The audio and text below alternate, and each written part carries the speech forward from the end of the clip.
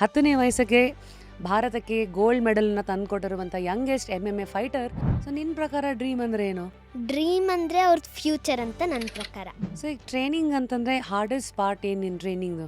ಟ್ರೈನಿಂಗ್ದು hardest part ಅಂತ ಇರಲ್ಲ, ಯಾಕಂದರೆ ಅದವ್ರ ಮೈಂಡ್ಸೆಟ್ ಮೇಲೆ. ಅಂದರೆ ಈಗ ನಾವು ಈ ಟ್ರೈನಿಂಗ್ ಕಷ್ಟ ಅಂದ್ಕೊಂಡ್ರೆ ಟ್ರೈನಿಂಗ್ ಕಷ್ಟ ಇರುತ್ತೆ, ಕಷ್ಟ ಅನಿಸುತ್ತೆ.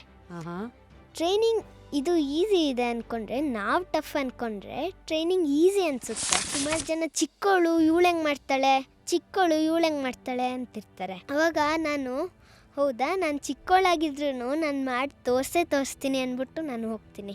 ಈಗ ನಾನು MMA ಹುಟ್ಟಿರೋದು, ಬೇರೆಯವರು ಸಿಂಗಿಂಗ್ಗೆ ಹುಟ್ಟಿರ್ಬೋದು, ಇನ್ಯಾರು ಡ್ಯಾನ್ಸಿಂಗಿಗೆ ಹುಟ್ಟಿರ್ಬೋದು.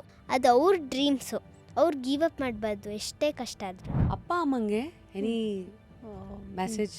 ಮಕ್ಕಳು ಅವ್ರ ಕನಸು ಇಟ್ಕೊಂಡಿರ್ತಾರೆ, ಆದರೆ ಅಪ್ಪ ಅಮ್ಮಂದಿರು ಒಂದೊಂದ್ಸತಿ ಏನು ಮಾಡ್ತಾರಂದರೆ ತುಂಬ ಕಷ್ಟ ಇದೆ ಮಾಡಬೇಡ ಅಂತಾರೆ. ಸುಮಾರು ಜನ ನೋಡಿದ್ದೀನಿ ನಾನು.